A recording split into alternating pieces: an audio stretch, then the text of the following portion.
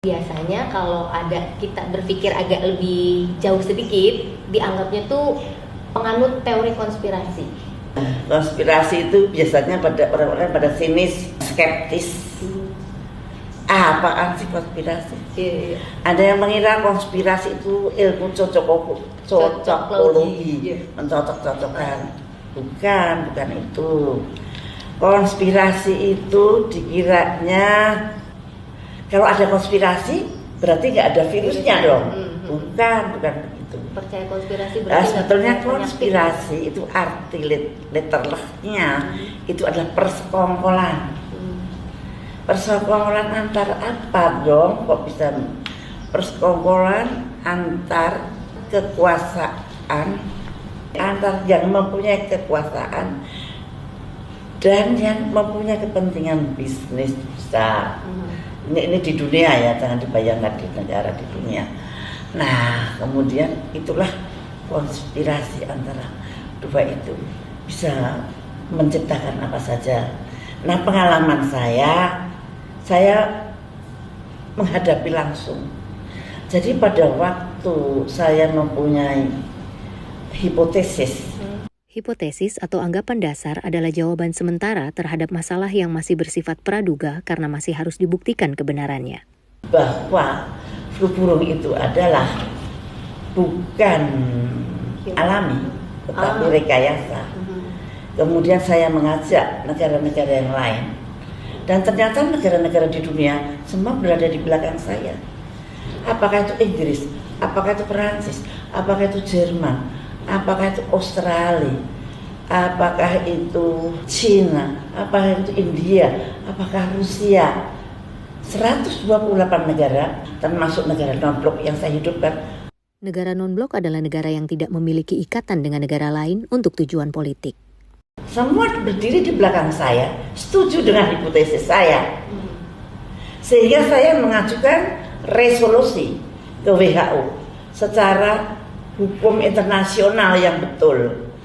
Kalau sebagai anggota WHA mengajukan resolusi, WHA atau World Health Assembly atau Majelis Kesehatan Dunia adalah forum di mana Organisasi Kesehatan Dunia diatur oleh 194 negara anggotanya.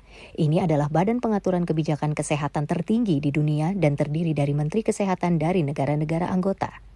Maka WHO harus menanggapi dengan baik. Dan apa yang terjadi?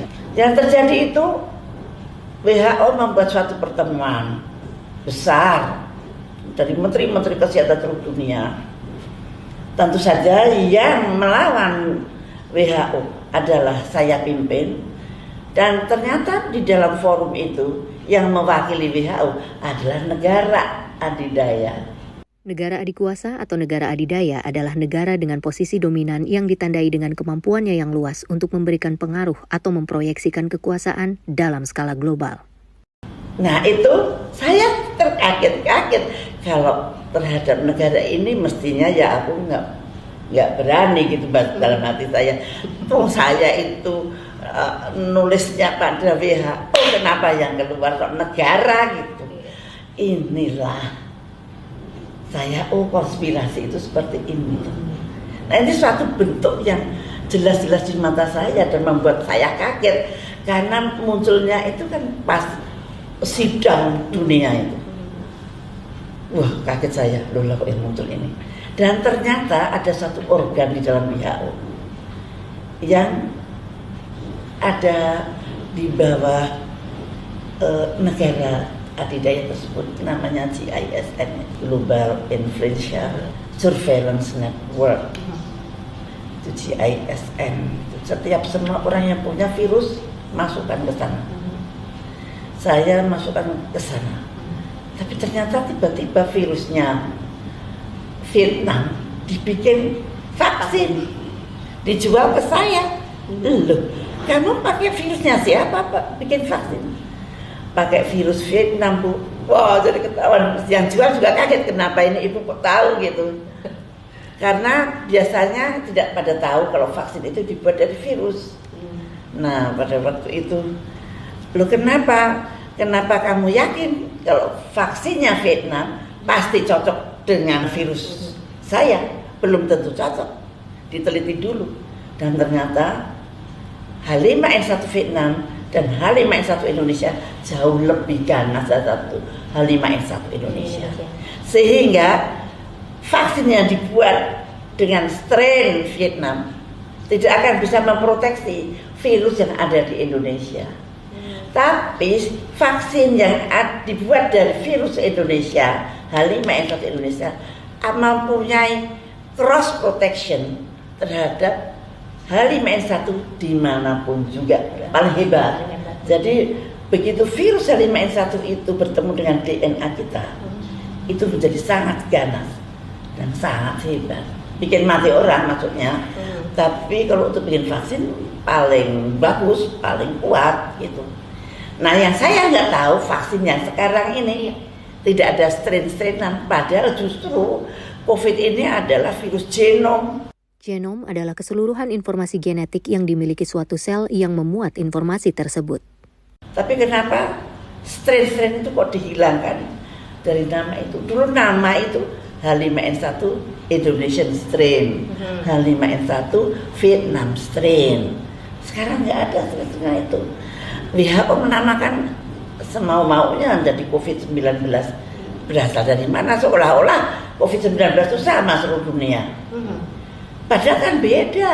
Yang ada di Wuhan, yang ada di Indonesia, yang ada di Eropa, yang ada di Amerika berbeda. Why?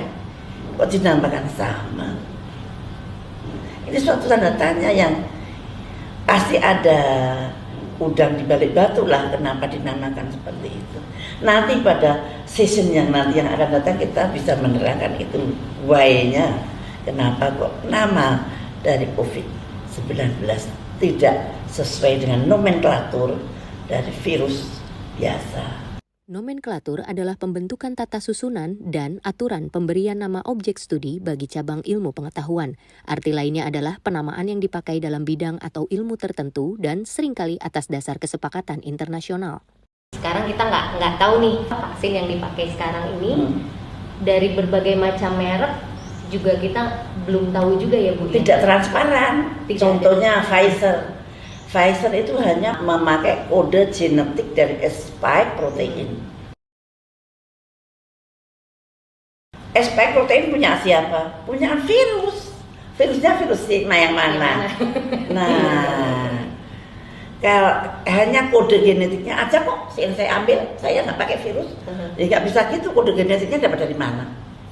Punya virus yang mana? Berarti untuk tingkat keamanannya vaksin itu gimana Bu menurut Ibu? Ada Sinovac, ada Pfizer, ada ya kita ini sambil divaksin sambil meneliti. Kita ini adalah untuk uji coba besar-besaran yang dilakukan sekarang dunia di dunia. Ya, uji coba dunia yang besar-besaran. Yang namanya Pfizer dengan AstraZeneca itu cara membuat dengan mRNA dan DNA itu belum pernah dilakukan di dunia. Efeknya nanti jangka panjang seperti apa? Tidak ada yang tahu. Berarti kalau misalnya suatu saat terjadi sesuatu, ini tanggung jawab siapa Ibu? Ya nggak tahu, tergantung pada waktu dia mau dikasih vaksin itu atau negara ini misalnya kerjasama dengan Pfizer, bagaimana MOU-nya kerjasamanya? Dan rakyat nggak tahu apa-apa tentang itu. Kalau saya lihat yang di Norwegia yang dapat Pfizer kan udah mati 23 orang lansia. Terus sekarang nggak ada kabarnya lagi.